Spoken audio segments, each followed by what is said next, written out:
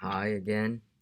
It's Zach Berger, back for episode 2 of Northern Lights Philosophy.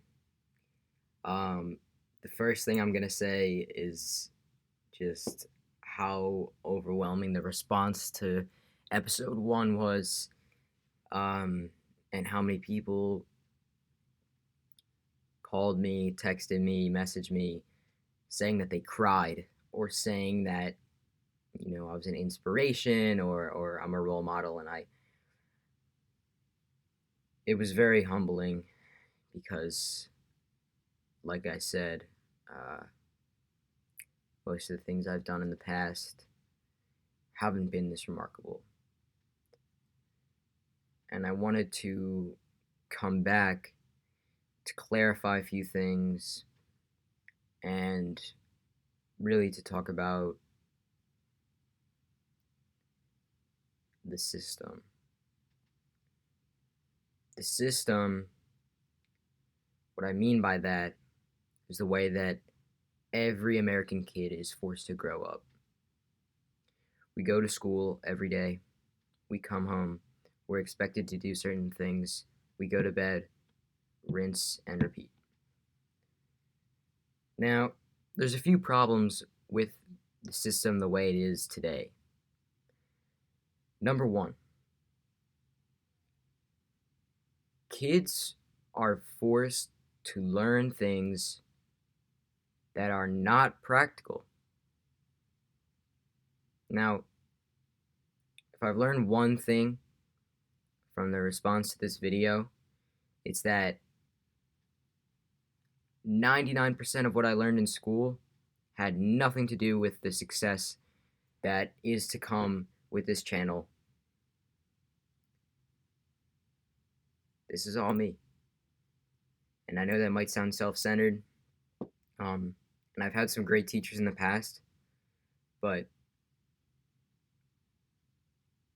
factoring polynomials and learning about vice generals in the Civil War didn't inspire my viewers. What inspired my viewers is my experiences that I had out of school, my experiences throughout my life that led to me making that 11-minute and 20-second video. A lot of kids give up on their dreams far too early. Elementary school, middle school, and high school is a collection of English, history, math, science, and whatever foreign language you choose. There is so much more to life than those 5 subjects. Now, I know there's an argument for each one. You can say math it's everywhere. Every measurement, every shape, everything you do is calculated. Science, it determines the biology of the structure of humans ourselves, how we appear to look, and how the world works, and the ecosystem, um, the ecosystems that we live in, which are mostly dominated by us now, but that's besides the point. History History is a little bit different because it's everything that happened in the past. And we should learn from our past mistakes, but the way that they teach it to kids now is not interesting. Far too many times I've been in the back of a history class and kids are literally whispering in my ear, when the F are we going to use this? And honestly, never. Or virtually never, as you hear my dog barking in the background. But as a kid, a little kid, I was always interested in astrophysics. Now, by astrophysics, I mean how black holes work, time and space, the dimensions between them. Neil deGrasse Tyson, if anyone knows who that is one of my biggest role models to this day, and I constantly talk to my family about these concepts. My grandma is an educator. She helped found the Philadelphia School, and she was a really big inspiration to me as far as that, pushing me to further my curiosity, even that little. Um, and my parents, of course, always encouraging me. My brother is majoring in biosystems engineering at the University of Wisconsin now, so you can see where I got my scientific analytical background from. But I gave up on that, and part of the reason is in seventh grade, I asked my science teacher a question. I said, if the sun illuminates the earth and brightens it, why don't we see the rays of light coming from the sun to the earth? Why is there not some giant flashlight, of sorts, coming from the sun to the earth?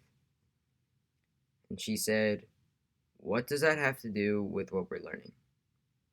And that sentence right there epitomizes what is wrong with the system. Because curiosity is squandered. Kids are forced to learn things that they don't want to learn, that don't interest them, and that will not further the progress of society. Now, when you look at our generation, you're looking at the future doctors, lawyers, politicians, journalists, reporters, athletes of the world. Now, there's a lot of problems with our world, but adults, you have to trust us. We're next. So why are we still sitting in class having to raise our hand to talk like we're 1800s factory workers? Now, something that I learned from a YouTube video a long time ago, Prince EA, if you want to check him out, is that the reason that we sit in rows nice and neat, and the reason that we have to raise our hand to speak in class is because public school was once used to train the next generation of factory workers. Private school was for only the wealthiest 1% and parents that could afford to send their kids to higher learning institutions. However, no one has changed a thing. If we were still driving cars from the 1800s, there would be a problem. If we were still using technology from the 1800s, there would be a major issue. Medicine has taken enormous leaps. Society as a whole, we have close to disbanded all of what destructed society in the past. And we live in a country where we can say anything we want. So why are we still acting like the entirety of the youth is going to work in a factory?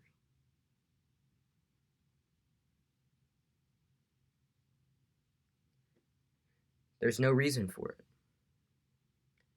it. And frankly, I don't have the best grades. I have good grades. I keep them up because I understand that going through school is the only way to achieve your dreams.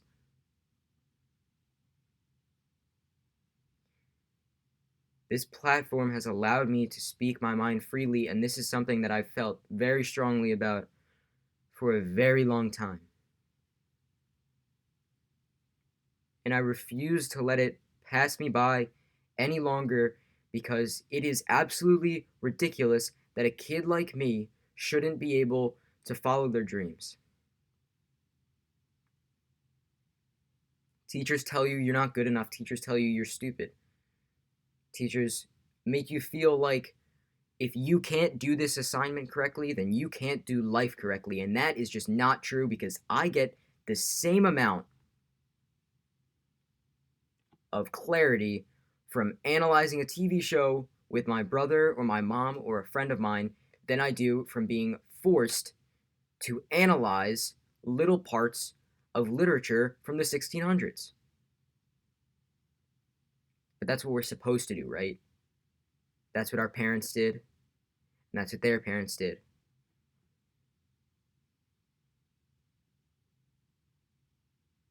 It's sad. It really is, because I know so many intelligent kids that cannot put their mind to school. I know so many kids that have so much to offer to the world and will not be able to because jobs won't look at their resume because they didn't finish high school or college or graduate school. And this isn't a knock on any of the teachers I've had, because I've had some outstanding teachers that have taught me so much. But frankly, the most that they taught me wasn't during a lesson. It was before and after. It was the lessons that I learned to become a better person. And I'm sick and tired of sitting here and waiting, because I have so much to offer to the world in so little time.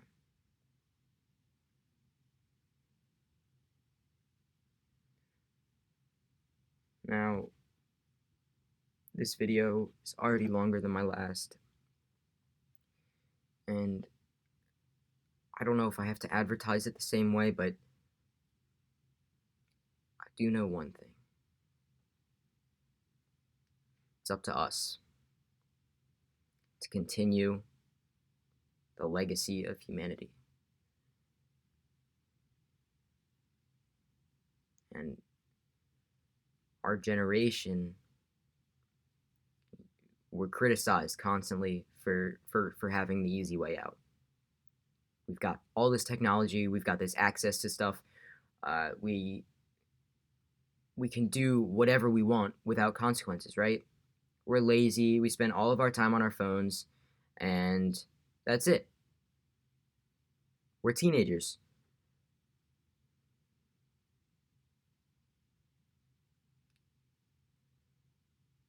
We see the world a little bit differently because we haven't been dulled by society yet. And that's why I'm able to speak freely, because no one's telling me not to. And if it hadn't been for this coronavirus and this quarantine and me staying home away from school, you wouldn't be hearing from me. And the hundreds of people that were inspired by my last video would not have been inspired. I would not have received those messages, and I would not be sitting here today talking to you about one of the things that is nearest and dearest to my heart. And that is that so many kids' dreams are neglected and pushed aside because we're supposed to learn certain things.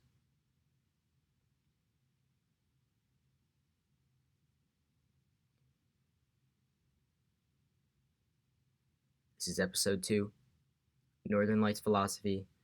I'm your host, Zach Berger. I hope that there's someone out there watching this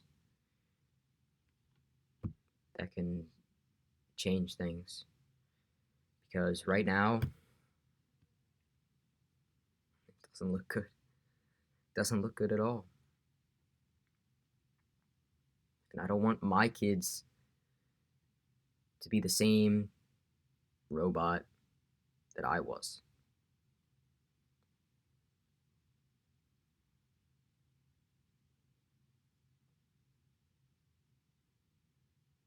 Teach compassion. I urge you to teach compassion to the next generation, because all that we have learned is competitiveness. All that we have learned is that you have to score better than the person to your left and the person to your right. And if you don't do that, you won't be successful. You won't be able to achieve your dreams.